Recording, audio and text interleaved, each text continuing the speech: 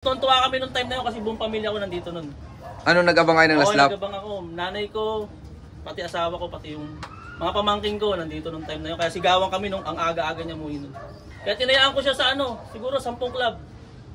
Pinununan namin talaga to nung last lap na yun, ng Kalbayo. Yun, di naman ako binigo. Binigyan ako ng magandang panalo na ito.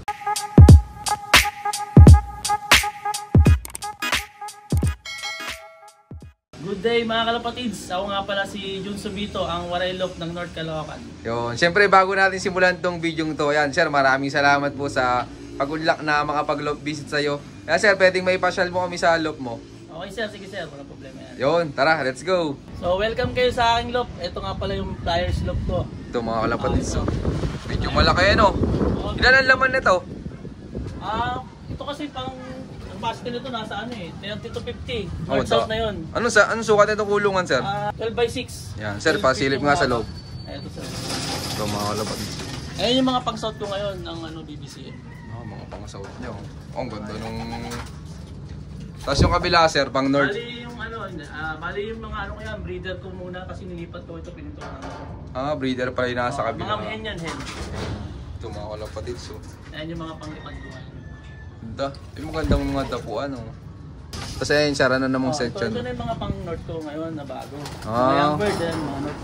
Ito pang north niya. Pang laro ko ng BBCM saka BSRPC. Mukhang kompleto ka na sir, ang dami na. Oo, bali nag-early breeding ako kasi nakaraan na na peste. Naubos yung mga Kaya po young bird yung mga nilipad ko. Yan, good luck dito sa mga pang norte ni sir. Ito yung mga dito ako nag-breed. Ito mga kalapatids Dito ako nag-breed dyan, dito lang. Pero anong bloodline mo dito yung madalas magbigay sa'yo ng panalo sir? Yung nagbibigay sa akin madalas talaga ng panalo dito, yung tinatawag ko na bowling line.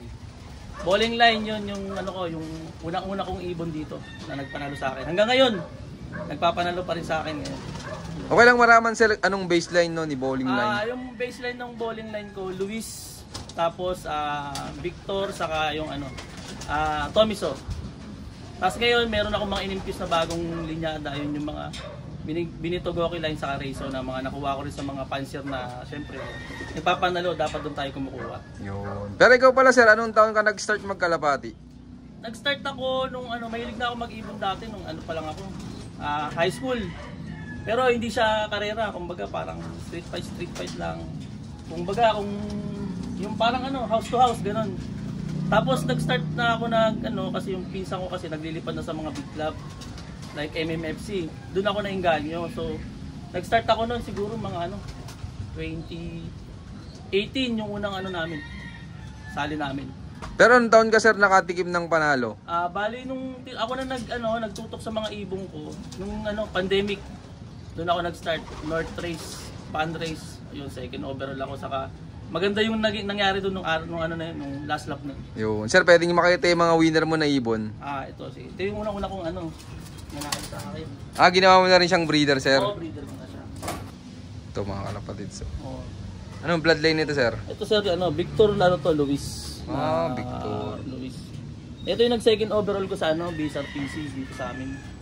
Way back 2021 ata to nung nanalo to. Kamusta naman yan sir nung kinakarera mo simula nung first lap derby? Ito nung karera ko talaga to, napakabilis na ibon nito kaso nga lang ang dinadapuan niya talaga lagi doon sa may sa poste. Tambay. Lagi talaga siya nagtatambay doon sa poste na doon sa labas, doon sa halinang hinintuan mo. Pero nung last lap kasi smashan, kumbaga ang aga niya pa rin. Kaya yun kahit paano nakapag second pa siya. Tapos ang nakuha nitong ibon na to, pulling, winner, solo tag team ako nun. May ka-tag team siya. Pamangkin naman ng lahi nito. Ka-tag team niya nung araw na yun.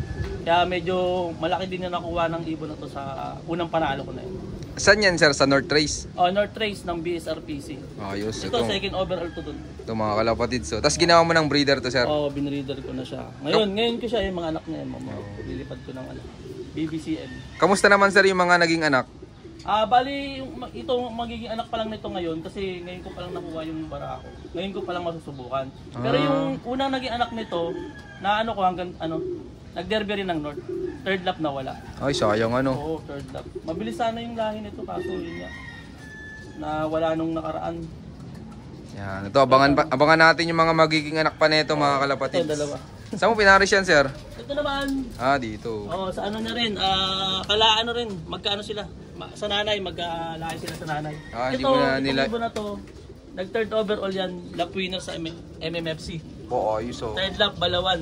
Sino naglaro, sir? Ako. Ayos oh. Yan. Nalaro pala na ikaw, sir, ng MMFC? MMFC. Kahit paano nakakakuha rin tayo dun. Yun, ayos. Abangan natin.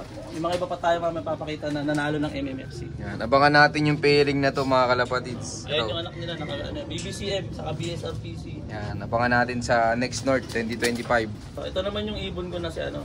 Ang nakuha nito, medyo malaking premyo kasi nakuha nito. Nanalo to ng dito sa mga club, first overall, second overall, saka third overall. Itong ibon na to. Sa tatlong club, sir? Oo, hindi, apat na club. Bali sa Unity, may nangyari kasi na Unity dito na na lipad, Calbayog. Nag 17 overall ako doon. NHPC, WPFC sa MMFC. Kumbaga nag 17 overall to doon. Tapos sa mga small club dito sa amin, yung UFPRC second overall siya. Tapos sa BPF, yung bagong club sa amin, nag first overall naman siya. Tapos sa CRPG, third overall. Tapos sa may BSPA, third overall din siya. Tapos Calbayog lap champion siya. Ayos ito, mga kalapatids. So, ang bangis pala nito, naghakot sa apat na club. Anong baseline nan, sir? Bowling to. Ito yung Luis. Kinross ko na sa bago kong kuha ngayon na yung Benito Goki line. Pero kamusta yan, sir, nung kinakarera mo simula nung first lap derby? Ito nung karera nito sobrang napakahirap. Halos lahat ng race nito puro smash nung time na yon. Bali itong ibon na to, clock siya ng first, second na lap, nag-clock siya tapos nanalo rin to ng pooling. Tapos third lap, doon siya nawala kasi sobrang smash nun nung araw na yun. Tapos yun, last lap namin Calbayog, doon na siya nagpanalo. Pooling, Cybet, nag-overall na rin siya, nag-lap champion siya. Kaya ang laki ng pinera nitong ibon na to. Sobrang ganda ng binigay sa akin ng ibon. Saka tuwa kami nung time na yun kasi buong pamilya ko nandito nun. Nag-abang kayo ng last lap? Nag-abang ako. Nanay ko, pati asawa ko, pati yung mga pamangking ko nandito nung time na yun. Kaya sigawan kami nung ang aga-aga niya muwi nun. Ayos hindi kayo binigo ng ibon? Oo, hindi talaga. Kaya tinayaan ko siya sa siguro 10 club. Pinununan namin talaga to nung last lap na yun, ng Calbayog. Yun, hindi naman ako binigo. Binigyan ako ng magandang panalo na yun. Ayos. Saka trophy. Nagbigay talaga ng trophy. Hindi yan, sir, gagawin mo ng breeder. Na to? Bali, may mga anak na to na ililipad. Ito ngayon, na mga naka-BBCM, naka 2K bundle ng BBCM. Yan, ito, mga kalapatids, abangan natin yung mga magiging anak nito. Ginawa na palang breeder. Yan, nanalo sa 4 na club. Ang bangis. Bali, sa last lap, 10 club naka-entry to. Yun, nakakuha lahat. Nakuha natin lahat. Kasi yung tulin niya nung last lap, sir, no? Oo. Hindi ko rin nakalain na ganun kasi sobrang hirap din ng karera na yun. Tapos ang aga niya umuwi. Pero nung ginawa mong preparation, sir, bago ikarga nung last lap? Ito kasi, nung time na yun, may kapare siya. Tapos, parang siya, siga siya sa isang pulungan, sa isang perch ko. Sa kanya lang talaga yun, parang yun. Tapos kinondisyon ko lang, kasi kailangan talaga sa ibon pagka ganong tawiran. Kondisyon, lahat ng kailangan ng ibon, bibigay mo talaga. Bago mo siya ikarga. Saka mararamdaman mo sa ibon kapag kondisyon yung ibon mo. Pag ginawakan mo pala, pag inipo mo, alam mo na uuwian ka talaga, wag lang madidisgrasya. Kaya bilib ako dito. Kaya nung last lap talaga, tinodohan ko na to talaga. Pati pato talaga binigay ko dito. Kaya at least hindi ako binigo. Yun, shoutout sa inyo lahat mga kalapatids. Maraming salamat sa solid yung suporta. At syempre, bago tumatapos tong video to, ayan, meron ulit tayong pa-shoutout ngayon.